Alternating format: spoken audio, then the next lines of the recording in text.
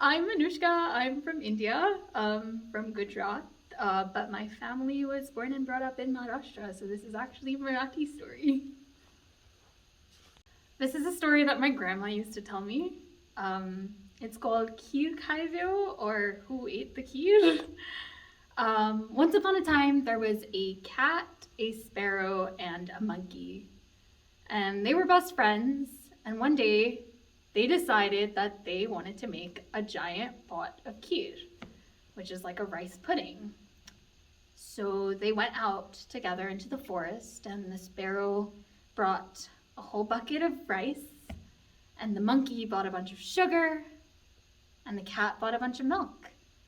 And they lit a fire and they mixed together the rice and the sugar and the milk, and then they let it cook down until the whole forest could smell the delicious kheer. And then they decided they wanted to eat it. So the monkey puts his finger in the kheer and it's burning hot, and he goes, maybe we should take a little walk. And when we come back, the kheer will be cold and it'll be ready to eat. So they decide to go out on a walk. And that's when our friend the cat, she feels a little rumble in her stomach.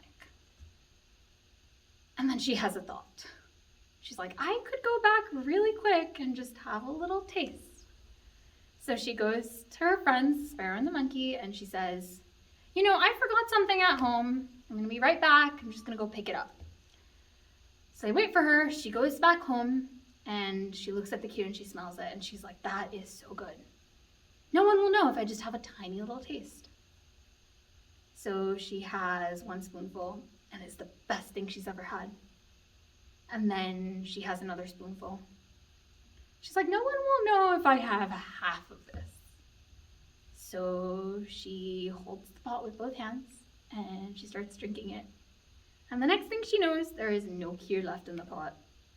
So she wipes her paws and she wipes her face and she runs back with her friends.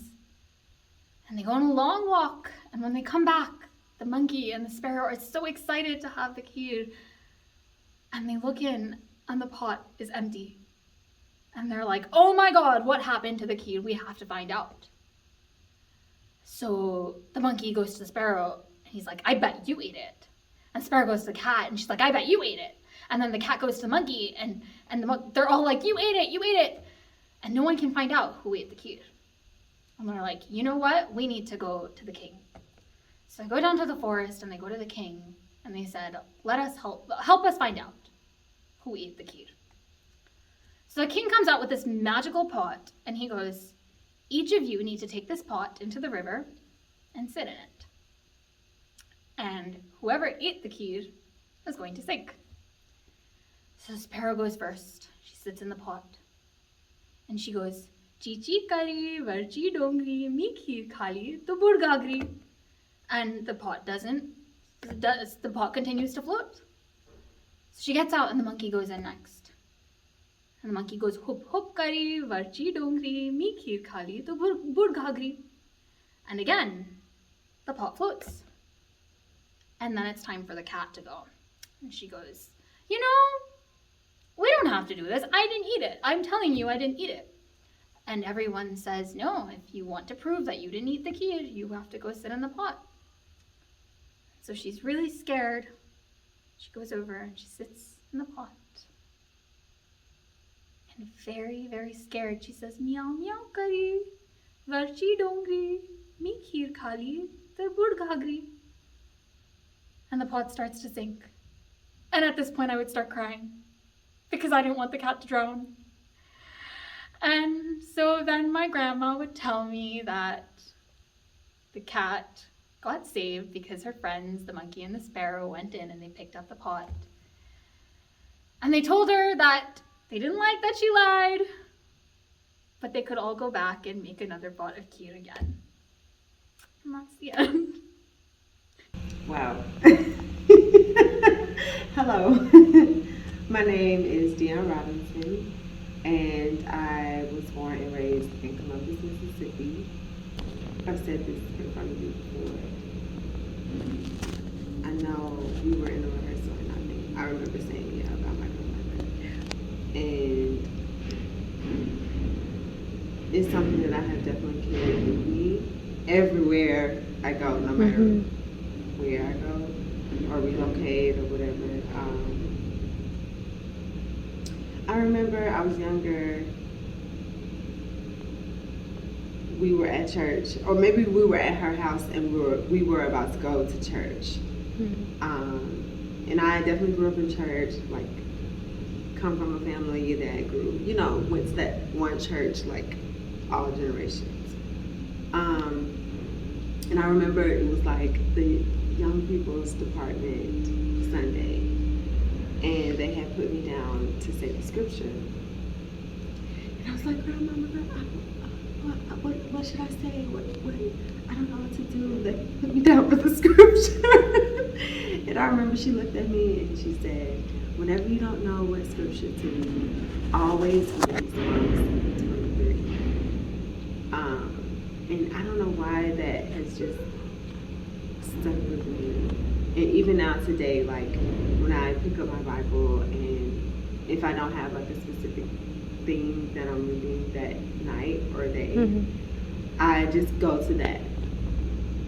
Psalms 23, yea, though I walk through the valley in the shadow of death, I will fear no evil. And honestly, even like in times of like fear or adversity, or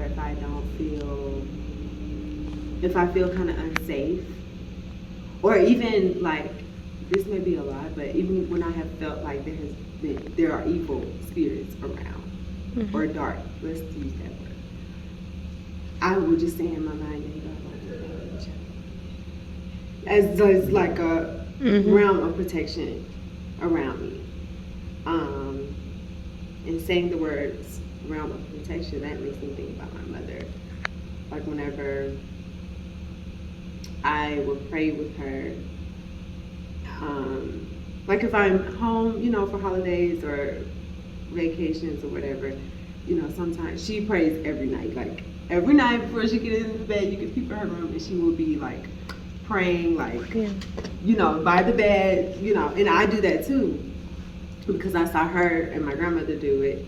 And I just remember praying with her one time, and she would always say, please put a realm of protection around, like my family. She would always say, like, spiritually, mentally, and physically.